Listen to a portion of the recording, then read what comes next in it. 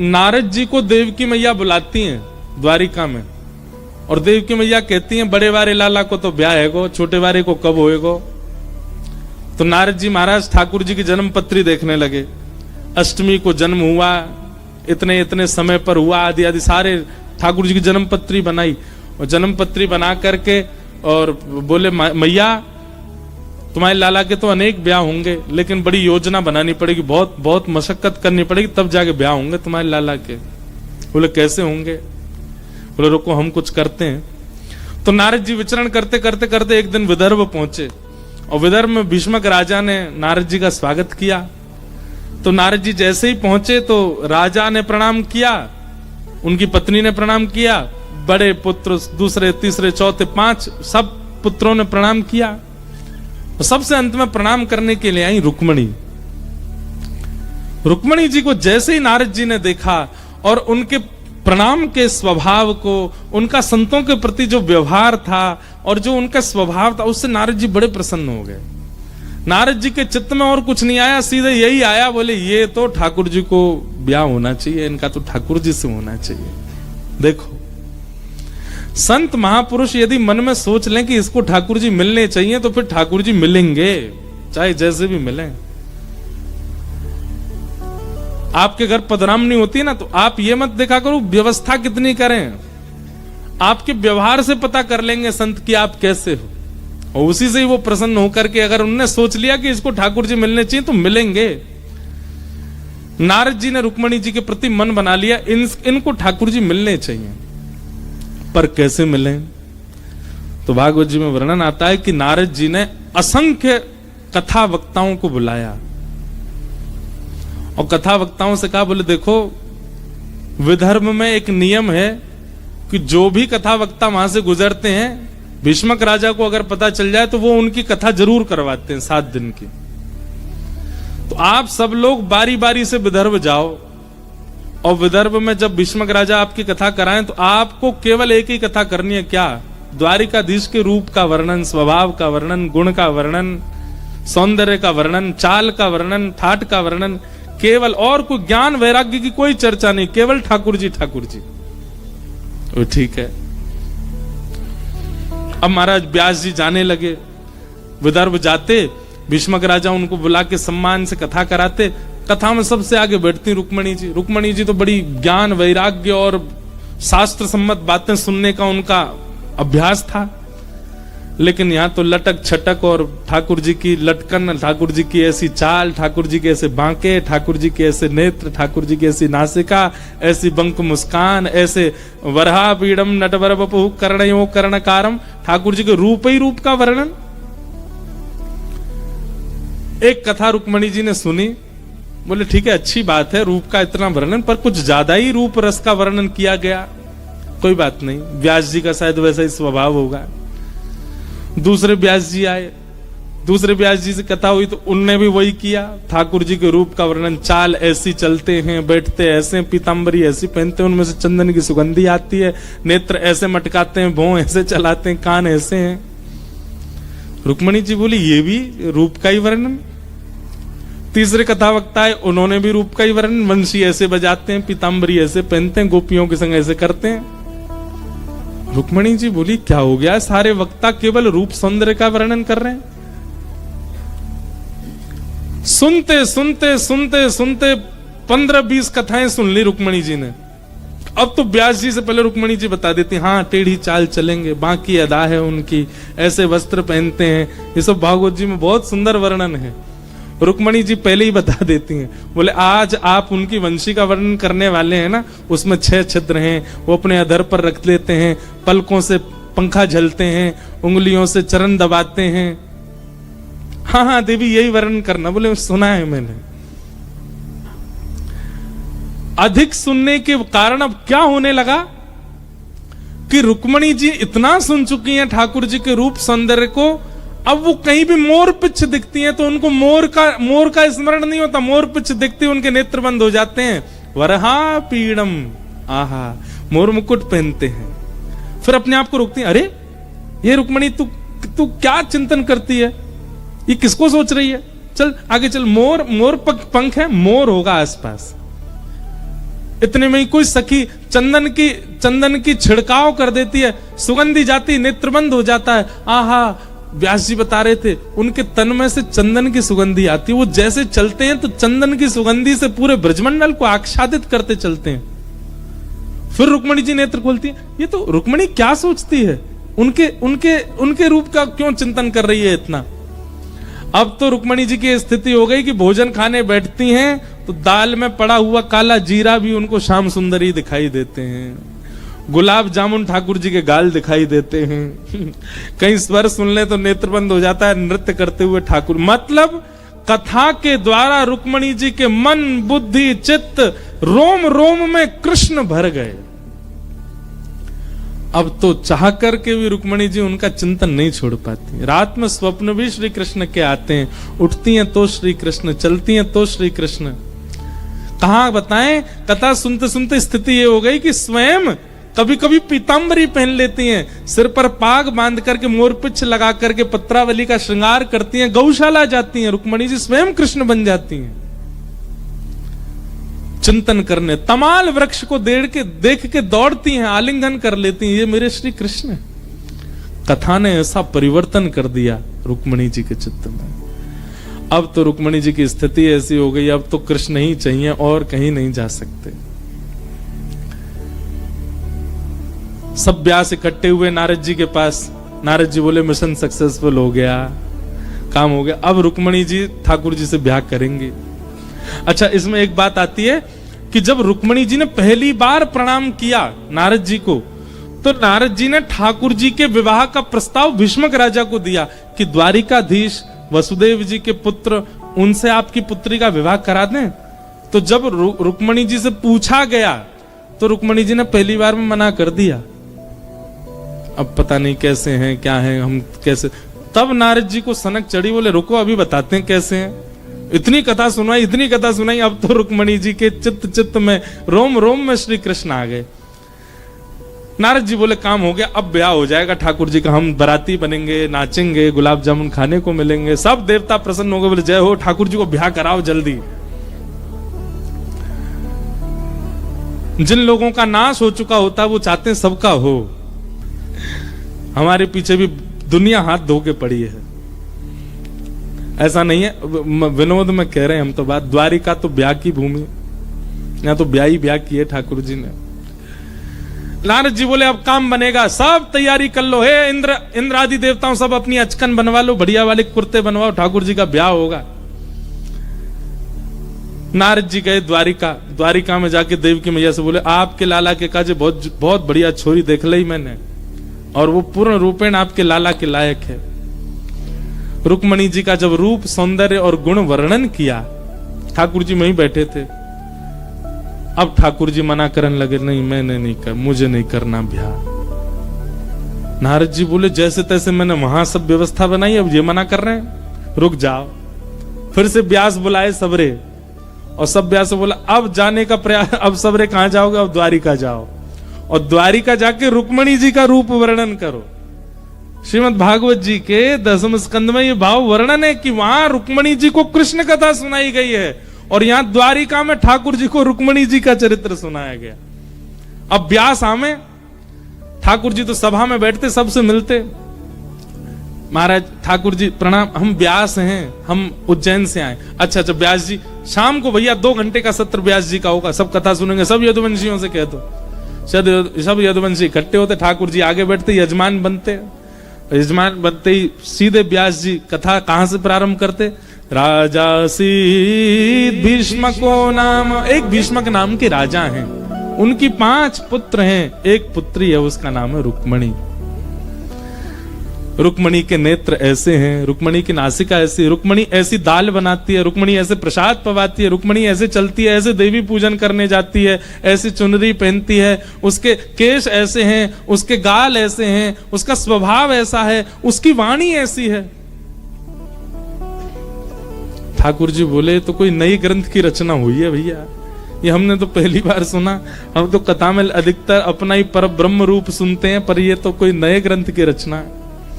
एक कथा हो गई, बोले बहुत बढ़िया व्यास जी, बहुत बढ़िया कथा सुनी, अब अगली बार थोड़ी ब्रज लीला भी सुनाना। बोले जी। दूसरे व्यास जी आए, उन्होंने भी रुक्मणी चरित्र सुनाया। तीसरे व्यास जी, अब तो 10-15 व्यास सुना गए रुक्मणी। अब यहां ठाकुर जी की भी स्थिति यही हो गई। नेत्र बंद करते हैं तो उनको रुक्मणी जी दिखती हैं, चलते हैं तो रुक्मणी जी दिखती हैं, कहीं पर गुलाबी साड़ी दिख जाए तो उनको रुक्मणी जी दिखती हैं।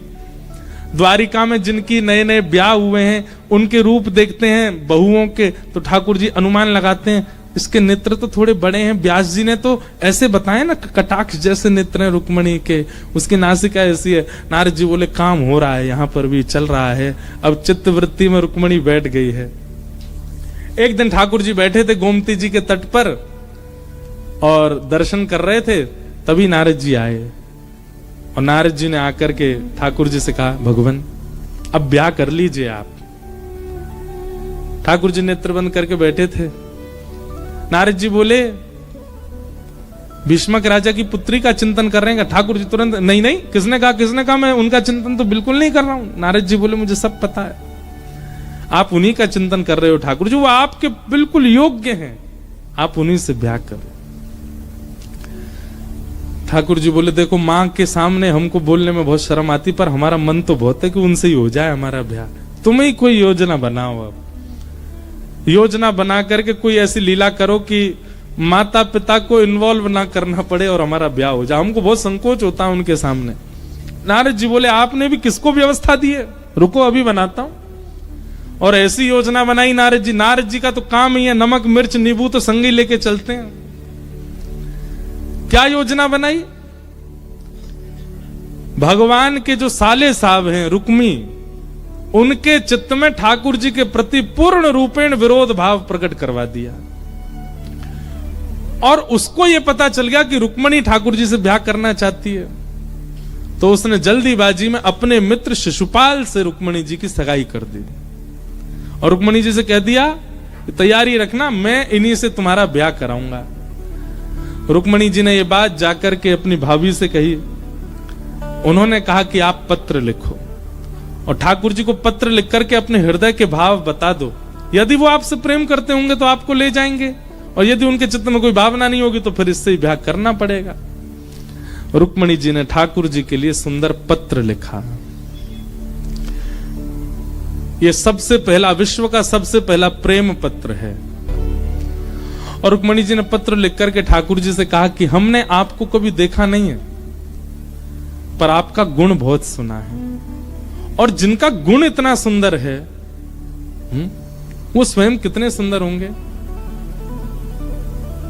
केशवा माधवा तुझा नामा तरे गोडवा, तुझा नामा तरे गोडवा। मराठी में गाते हैं कि जिनका नाम ही इतना सुंदर है, जिनका नाम ही इतना मधुर है, वो स्वयं कितने मधुर होंगे। रुक्मणी जी भी वही कह रही हैं, जिनका गुणानुवाद इतना सुंदर है वो स्वयं कितने सुंदर होंगे। इसलिए नाथ, मैंने आपको देखा नहीं, मैंने केवल आपको सुना है और सुन करके आपको अपना पति रूप मान लिया है। आप कृपा करके मुझे स्वीकार करो। रुक्मणी जी ने पत्र में कई सारे बातें लिखी, कई भाव लिखे, संकेत कर दिया कि मैं लक्ष्मी हूं, आप नारायण हो, मेरा वर्ण कीजिए। और टाइम ड्यूरेशन भी दे दिया। क्या? परसों ही आइए ब्याह करने के लिए, इससे अधिक समय नहीं है मेरे पास में। अगर आप परसों तक नहीं आए तो मेरा ब्याह कहीं और मेरे भैया करा देंगे। और एक ब्राह्मण के हाथों पत्र भिजवा दिया द्वारिका। सुदेव ब्राह्मण, आज भी कहते हैं पंढरपुर में रुक्मणी जी की जो सेवा है ना, पंढरपुर अगर आप जाएंगे तो वहां पर रुक्मणी जी की जो सेवा है वो सुदेव ब्राह्मण के ही वंशज करते हैं आज भी, ऐसा भाव है। क्यों? जब रुक्मणी जी के पत्र का कार्य उन्होंने करवा दिया तो रुक्मणी जी ने उनसे कहा कि आपकी वजह से हमारा ब्याह हो रहा है, मांगिए क्या चाहिए।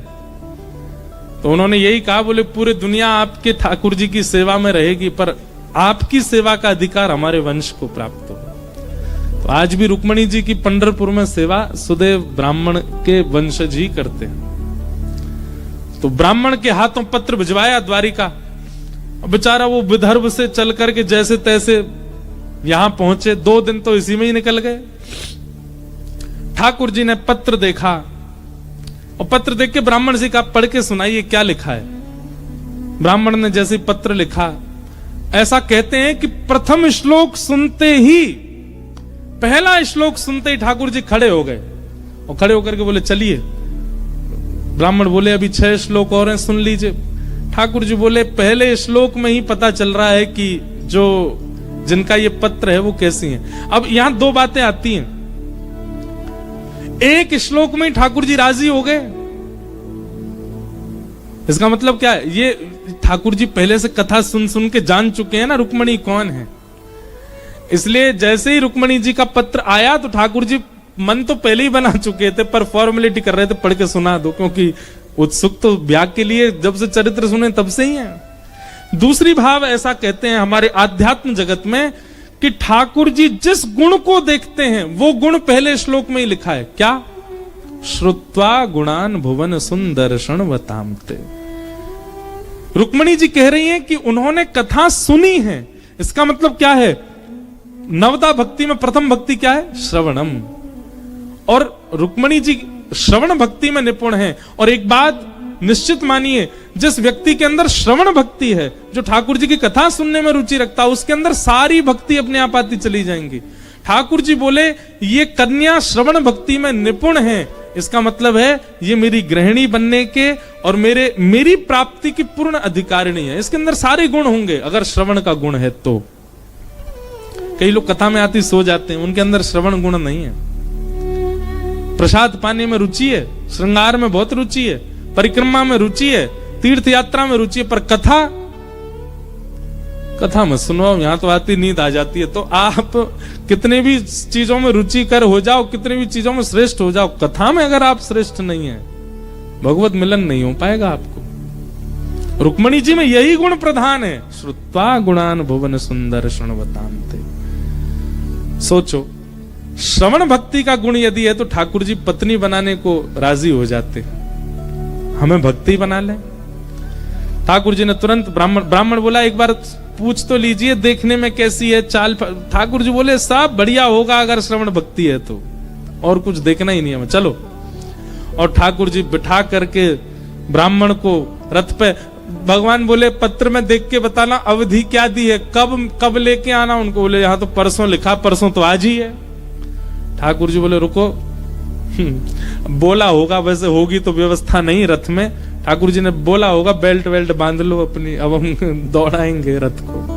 हवा से बात करने लगा ठाकुर जी का रथ, और महाराज चंद मिनटों में ठाकुर जी द्वारिका से विदर्भ पहुंच गए। ब्राह्मण देवता के बाल उठ गए होंगे, उड़ गए होंगे वस्त्र आदि सब उठ गए होंगे। ठाकुर जी रथ चला नहीं रहे थे, उड़ा रहे थे, ब्याह के लिए इतने उत्सुक। हमारे मन में भाव आते रहते, हम सब बोल देते हैं, क्योंकि हम कथा कहते नहीं है, हमको दिखती रहती है स्थिति, इसलिए हम जो दिखता ना हम बोल देते। हमको दिखाई दे गया ब्राह्मण के बाल सारे उड़ गए, वस्त्र सब उधर गए, इतनी जोर से रथ दौड़ाया ठाकुर जी ने। ठाकुर जी बोले अब तुम जाओ, रुक्मणी जी को बता दो हम आ गए। ब्राह्मण देवता बोले आप कहां जा रहे हो? बोले ब्याह करवे आए, थोड़ा श्रृंगार तो करा ले अपना। और मंदिर के पीछे ठाकुर जी ने श्रृंगारी बुलाया। कौन श्रृंगारी? ब्रह्मा जी, यही श्रृंगार करते हैं पूरी दुनिया का। श्रृंगारी ब्रह्मा जी आए। ब्रह्मा जी ने आकर के कहा भगवान आज्ञा करें। बोले पूरी दुनिया आपने बनाई है, सबकी आंख नाक कान सब में रंग आपने बड़े, स्वभाव गुण सब आप करते हो, लाओ हमारा श्रृंगार करो। ब्रह्मा जी बोले आप पहले ही इतने सुंदर हैं, और सुंदर बन के क्या करना है? ठाकुर जी बोले देखो ये ब्याह है, हम यहाँ सुदर्शन चक्र गदा चलाने के बिल्कुल मूड में नहीं है, और रुक्मणी जी के हरण करने के लिए कई सैनिकों से हमको युद्ध करना पड़ेगा, और युद्ध में सुदर्शन चक्र और गदा चलानी पड़ेगी, ब्याह में सुदर्शन चक्र हमको चलाना नहीं है। इसलिए आप तो रूप ही इतना सुंदर बना दो हमारा कि रूप देखते ही सब घायल हो जाएं और हम रुक्मणी जी को लेके विदा हों। तो वैसे तो ठाकुर जी का कोई श्रृंगार कर नहीं सकता, पर ब्रह्मा जी को सुख देने के लिए ठाकुर जी ने ब्रह्मा जी से श्रृंगार करवाया। इतने सुंदर बन गए ठाकुर जी।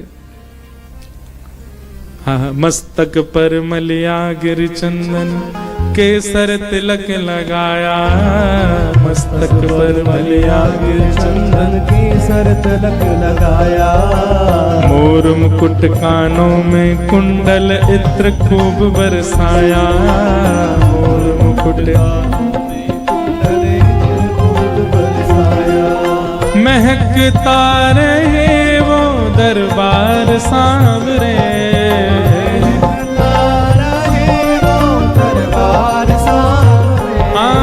महकता रहे वो दरबार सांवरे।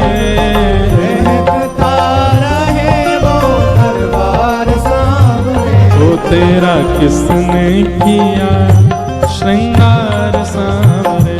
तेरा किसने किया श्रृंगार सांवरे। तो तेरा किसने किया श्रृंगार सांवरे। बहुत सुंदर बन गए ठाकुर जी। और जैसे ही महाराज रुक्मणी जी यहाँ देवी पूजन के लिए आई हैं, ठाकुर जी जैसे ही पहुंचे सभा में, रुक्मणी जी पूजा कर रही थी देवी की। पूजन करने के बाद जैसे ही पीछे मुड़ करके देखा, द्वार पर ठाकुर जी खड़े हैं। ठाकुर जी को देखते और तो क्या मूर्छित, पहली मूर्छा तो रुक्मणी जी को ही आई। इतने सुंदर ठाकुर जी, ऐसा रूप, एक तो वैसे ही सुंदर, ऊपर से श्रृंगार करके और आ गए। इतने मधुर लगने लगे श्री ठाकुर जी। ठाकुर जी की चाल देख करके सैनिक मोहित होने लगे। कोई मुकुट पर मोहित हो गया, कोई नेत्रों, जो रक्षा के लिए आए थे रुक्मणी जी की, सब ठाकुर जी पर मोहित हो गए। भरी सभा में भरे सैनिकों के बीच से द्वारिकाधीश ने रुक्मणी जी को गोद में उठाया और लेकर के अपने रथ की ओर जाने लगे। कोई सैनिक रोकने की हिम्मत भी नहीं कर पाया, रूप ही इतना सुंदर। भीष्म पितामह अपनी भीष्म स्तुति में कहते हैं, बोले जिनको इनसे बड़ा योद्धा मैंने नहीं देखा। क्यों? युद्ध करने के लिए आयुधों की जरूरत नहीं है, केवल अपनी मुस्कान से ही महाराज वार करते हुए जाते हैं। एक पद में कभी कभी गाता हूं कथा में,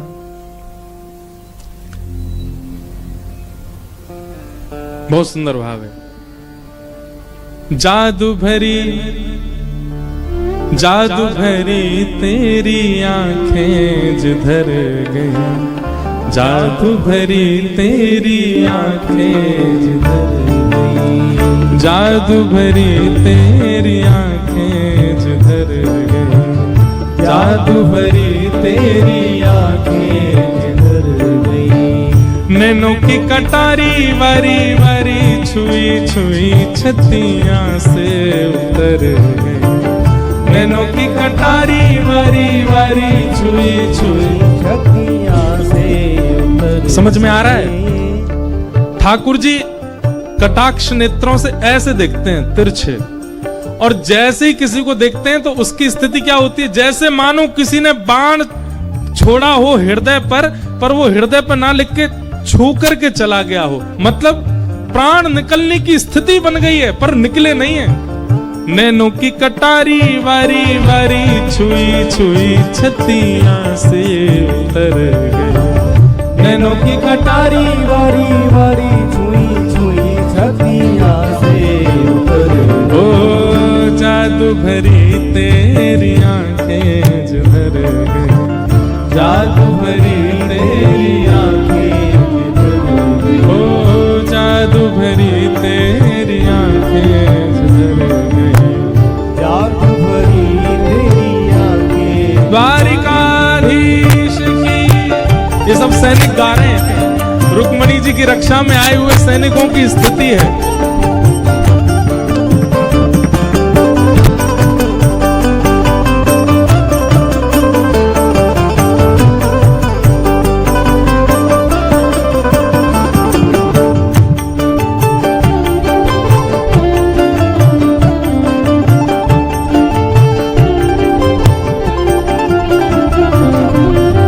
अब पल पलक तरत नहीं तारे।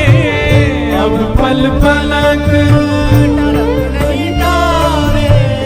अब पल पलक तरत नहीं तारे। अब पल पलक तरत नहीं तारे। ओ अब पल पलक तरत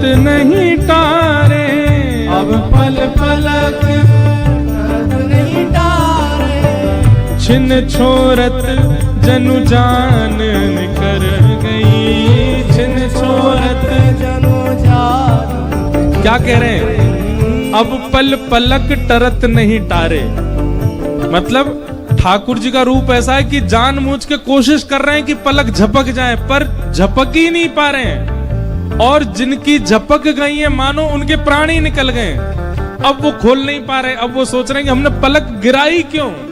अब पल पलक टरत नहीं टारे, अब पल पलक नहीं डारे, छिन छोरत जनु जान निकर गई, छिन छोरत जनु गाओ। ओ जादू भरी तेरी आंखें जिधर गई, जादू भरी तेरी आंखें, ओ जादू भरी तेरी आंखें जिधर गई, जादू भरी तेरी आंखें जिधर। ओ नैनों की कटारी वारी वारी पलकन मारी, नैनों की कटारी वारी वारी पलकन वारी, नैनों की कटारी वारी वारी पलकन मारी, नैनों की कटारी वारी वारी पलकन वारी। ओ जादू की पिटारी द्रग छुई मुई कर गई, जादू की पिटारी द्रग छुई मुई कर, ओ जादू की पिटारी द्रग छुई मुई कर गई, जादू की पिटारी द्रग छुई मुई कर। ओ जादू भरी तेरी आंखें जिधर गई, जादू भरी तेरी आंखें जिधर गई, ओ जादू भरी तेरी आंखें जिधर गई, जादू भरी तेरी आंखें जिधर गई, ओ जादू भरी तेरी आंखें जिधर गई।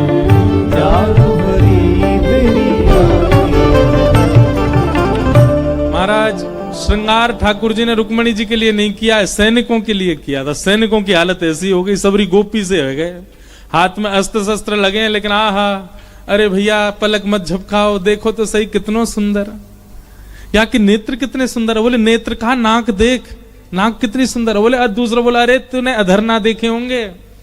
एक बोला यार कि जूती तो देख कितनी सुंदर लग रही है। तीसरा बोल अरे चाल तो देख कैसे मटक मटक के चल रहा है। बोलो भैया मेरी तो हाथ तंती दृष्टि ना जा रही। एक बोलो अरे भैया भूल के या को मुखमंडल या की मुस्कान मत देख लियो, क्यों? बोले 3 बार घायल हो गया हूं मैं अभी तक। ऐसा सुंदर। सब देखते रह गए। ठाकुर जी रुक्मणी जी का हरण करके ले गए। थोड़ी देर बाद सब सैनिक बोले भैया ये जो भी हो या को पता करो या को तो फिर देखे हुए जाएंगे, बहुत सुंदर हो। एक सैनिक बोला वो सब ठीक है, रुक्मणी जी कहां गई? भीतर जाके देखे तो रुक्मणी जी है ही नहीं। सब ढूंढने लगे कहां गई कहां गई। तभी एक सैनिक बोला, बोले मैं बताऊं कहां है? बोले कहां है?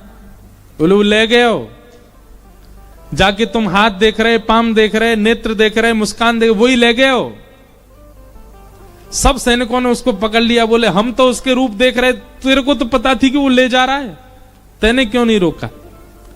बोले मैं रोकवे गयो, मैं रोकवे गयो, पकड़वे गयो, लेकिन जैसे ही माने रुक्मणी जी गोद में उठाई ना, दोनों की जोड़ी बहुत बढ़िया लगी मुझे। मैंने कि ले जान दो, बहुत अच्छे लग रहे हैं दोनों।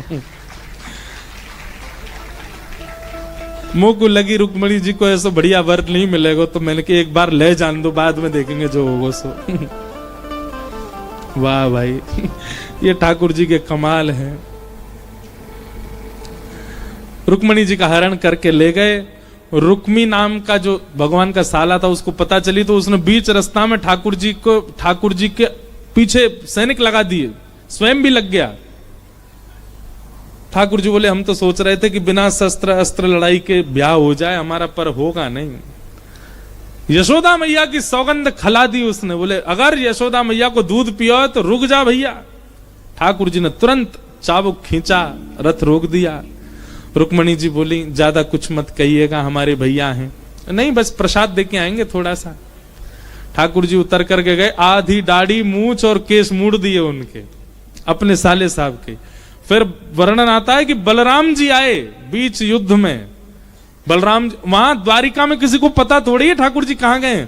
जब सुबह देखा कि ठाकुर जी हैं नहीं, तब जांच पड़ताल की गई, देखा गया घुड़साल से घोड़े भी चले गए, रथ भी चला गया, कहां गए ठाकुर जी। तब जाकर के एक सैनिक ने बताया, बोले एक ब्राह्मण आया था पत्र लेकर के, वो पत्र दे के 5 मिनट में तो ठाकुर जी चले गए, और इतनी द्रुत गति से गए कि क्या बताएं। तो रथ के पहियों के निशान देख करके बलराम जी सैनिक लेके पीछे, अभी तक भी ये नहीं पता लाला गए कहां हैं। बीच रास्ता में जब ठाकुर जी ने, बलराम जी ने देखी रथ खड़ो है, सब सैनिकन से युद्ध कर रहा लाला, तभी देखी रथ में कौन बैठा, तो घूंघट करके रुक्मणी जी बैठी थी। तो बलराम जी पहले रुक्मणी जी के पास गए, देवी आप कौन हैं। रुक्मणी जी ने उत्तर के प्रणाम किया, बोले हम रुक्मणी हैं, आपके भैया हमारा हरण करके ले जा रहे हैं। अब ये बात सुनकर के बलराम जी बोले हरण करके ले जा रहे हैं। पूरी बात बताई, विवाह का मन है दोनों के मन में भाव, लेकिन आप जाके रोकिए ना, ये हमारे भैया पर बहुत आक्रमण कर रहे हैं, बहुत कहीं ज्यादा मारे ना उनको। तो बलराम जी ने फिर यहां उपदेश किया रुक्मणी जी को, भ्रातापि भ्रातरम हन्या तेन घोर तरस्ततः। रुक्मणी, ये राजधर्म बहुत विचित्र है, यहां कभी कभी तो भाई भाई लड़ लेते हैं, परंतु मैं लाला को समझाऊंगा जाके, अभी कुछ नहीं कहेगा। तुरंत बलराम जी पहुंच गए, हे लाला, तुरंत ठाकुर जी स्तब्ध हो गए। भैया आप कैसे आए। बोले तू तो बिन बताए ब्याह करने लगो हैं, मां पूरी द्वारिका बाट नहीं आ रही, तू यहाँ ब्याह कर रहा है ना। अभी क्यों ना है, बहू लेके आ रहा हूं, ब्याह तो आप लोग कराओगे। बोलवा तेरू ब्याह अद्भुत है, माता पिता बहू लेके आ, मैं तू खुद ही बहू लेके जा रहा है। अब भाई भैया विस्तार से बात बाद में करेंगे, यहाँ युद्ध चल रहा है, या देखो। बलराम जी बोले तू बहुआ लेके जा, मैं देखूं यार। और बलराम जी ने सुलह करा करके रुक्मी को वापस भेजा। ठाकुर जी द्वारिका आए, द्वारिका आकर के वसुदेव देव की द्वार पे ही खड़े थे। भगवान ने कही जी हमसे ब्याह करना चाहे या हमारे हम इनको ले आए, अब आप हमारो ब्याह करा दो। वसुदेव जी बोले लाला ऐसे ब्याह ना हुए वे, ऐसे बहू ले आए हो, बाकी माता पिता परिवार सब होने चाहिए, चल वहीं चलेंगे, विदर्भ में ही ब्याह होएगा। विदर्भ पत्र भेजा गया कि हम आपकी पुत्री को भी भेज रहे हैं और लाला की बारात लेके आ रहे हैं, आप तैयारी करो, लाला को ब्याह होएगा। रुक्मणी जी वापस विदर्भ गई और विदर्भ जाकर के फिर तैयारियां प्रारंभ हुई। अब यहां वर्णन ऐसा भी आता है कि सब लोगों ने रुक्मणी जी को बहुत डिमोटिवेट किया ठाकुर जी के लिए। उनका रूप ऐसा है, उनकी चाल ऐसी है, उनके माता पिता का पता नहीं है, उनके इनका पता नहीं है, इनका। तो रुक्मणी जी जो भगवान के साथ द्वारिका गई, इस बीच में क्या दोनों की कोई बात नहीं हुई। रुक्मणी जी जब द्वारिका आई थी पहले, तो ठाकुर जी को उन्होंने बताया कि आपसे हमारी प्रार्थना, जब आप ब्याह के लिए आओ तो जितने भी मेरे परिवार के लोगों के चित्त में संशय हैं, वो सारे संशय दूर कर दीजिएगा। सब आपको लेकर के बहुत संशय में है। कोई कहता आपकी चाल टेढ़ी है, कोई कहता आपके माता पिता का पता नहीं, कोई कहता आपका रूप सुंदर नहीं, कोई कहता आप काले हो ऐसे वैसे। ठाकुर जी बोले अभी कोई कमी लग रही है हम में? बोले आप तो बस पूरे तो हम आपको देख ही नहीं पा रहे हैं, चरण देख के बात कर रही हैं आपसे, इतने सुंदर लग रहे हैं। बोले बस इससे 21 ही बन के आएंगे, आप चिंता मत करो। आज ठाकुर जी दुल्हा बन के आए। रुक्मणी जी ने पहले ही बता रखा है कि हमारे यहां सब विपरीत हैं आपसे।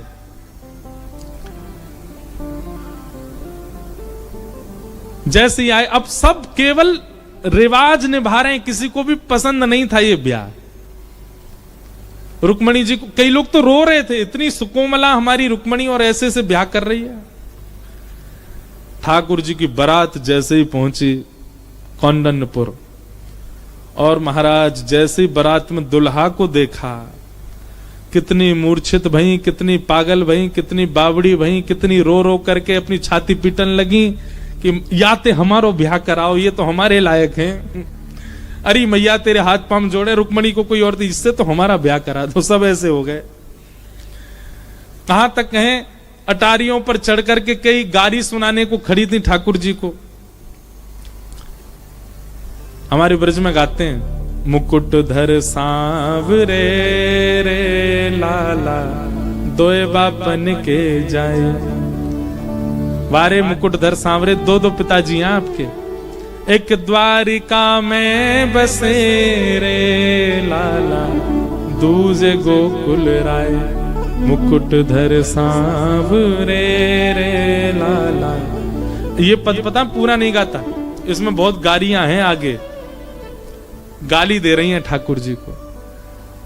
पर जैसी गाली देने लगी, दो बापन के जाए, सोई ठाकुर जी ने ऐसे दृष्टि ऊपर करके देखा जो गाली दे रही थी उनको। वो सब मुकुट धर सांवरे कहनो तो भूल गई। विदर्भ के राजा भीष्मक जी को कहने लगी दो पापन के जाए उनको गाली देने लगी। सबकी जीव पलटने लगी, सबके भाव बदलने लगे, सब ठाकुर जी पर मोहित हो गए। अरे सखियां दौड़ करके रुक्मणी जी के पास गई हैं और रुक्मणी जी को जाकर के बार बार बलियां लेके कहे, कौन से तप किए, कौन से पुण्य किए जो ऐसे जमाई राजा आए हैं। सब प्रसन्न हो गए। रुक्मणी जी बोली अब अच्छा है, सब राजी हो गए विवाह से। एक नहीं हुआ बस, रुक्मणी जी का भाई रुक्मी वो राजी नहीं था विवाह से, बाकी सब लोग राजी हुए और ठाकुर जी का रुक्मणी जी के साथ में मंगल विवाह महोत्सव हुआ। बोलो रुक्मणी रमण भगवान की।